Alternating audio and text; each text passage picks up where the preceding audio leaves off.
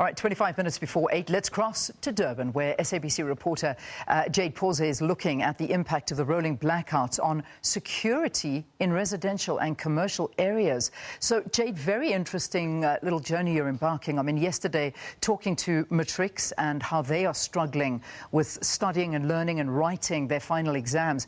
Now looking at security in areas, which is a massive issue. Talk to us. Where exactly are you? Well, a very good morning to you, Leanne, and to the viewers back at home. I'm coming to you from Effingham in Durban, and we've been taking a drive, just looking at the properties, speaking to people, asking them, you know, how has the load shedding affected their electric gates and fences? I know back at home, usually I'm stuck outside my house 20 minutes because our backup, battery just fails us. And especially with level 4, you simply just can't charge the battery enough. So I've stopped outside of this residential area here, and we're going to be chatting to some people and asking them, what are they doing? How did they cope during the blackouts, especially now that we are seeing more of them? Thank you so much, Shailene, for joining us. Talk to us about what are you doing to ensure the safety of your family? Obviously, during the blackouts, we tend to leave our gates open so that we can go to work the next morning. Well, actually, Jayed, we're actually leaving ourselves exposed. This load shedding is actually quite a bit risk on our safety and our family safety. Currently in the complex, we do have an access gate. The access gate is motorized. We have a backup battery. But when the stages change, the backup battery does not actually accommodate power for it to actually allow access. So we have to manually open the gate and leave it exposed to possible intruders, criminals. Sometimes we are left alone at home. Our kids are left alone at home. So we're left exposed. And it's a really high risk for us. It's a threat to our families and friends within the community. And yeah, I'm totally frustrated with this load shedding. We also have, I have armed response. And what happens, it also has a backup battery. How long does that backup battery last, I don't know. But once it starts failing, then what happens is the beep and the signal goes to the security company. So what they think is a break-in, and I'm not at home. So they constantly come and they do the checks. But this comes at a price because there's a certain limit on the visits and the checks that they do. Mm-hmm. So now I'm stuck with bills as well. So it's a no-win situation. It's frustrating, and our lives are at risk. And you know, you were saying that you have kids, so I imagine that when your alarm goes off, you don't want to take that risk and say, don't come out and check.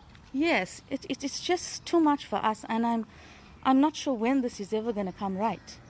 It's frustrating. I think a lot of people back at home can resonate with what you are saying, Shailene. Thank you so much. I'm just going to rope in Stanton and my little friend over here. Stanton, if you can just take a step forward. Talk to us about how you're managing. I mean, obviously you've got a young family. You work quite late at night, and with load shedding, it must be difficult to leave them home alone with your gates open. Yeah, it is difficult. We had to increase our battery power and stuff like that, which is actually making a dent in our pockets. And now with the current load shedding that's happening on different stages, our batteries are not actually charging up. So instead of saving money where we can, we're actually increasing our expenditures at the end of the month. And especially when load shedding happens in the morning from 6 to 8, it's kind of hard to prep for these little guys that are going to school because we don't have electricity to actually make their lunches and stuff. And as a security threat, it's even harder trying to protect your family when you're working long hours at work. And then you're worried about what's really happening at home. If it's a constant stage 1 or stage 2, we can understand that. But stage 4, with so many intervals, the batteries are not actually charging up, and which makes it harder for us. And knowing that we're located near an area that just got affected by the unrest makes it an easy target, where people were actually walking around and knowing our area. So now with the load shedding, it just makes us easy targets in the area. So it's really frustrating and really also scary at the same time. Thank you so much, Stanton, for sharing your views as well. And I want to know one more view.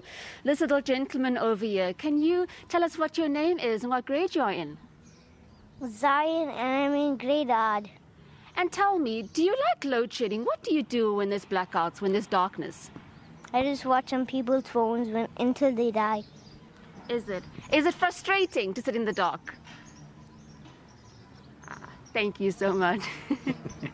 Well, Leanne, I think a lot of people back at home can resonate with Shailene and Stanton that, the load shedding is not only affecting and impacting our daily lives, but it's also affecting a lot of electrical appliances in our homes, fridges. I mean, Shailene was telling me she had to replace her fridge off camera, but also electric fences and automated gates.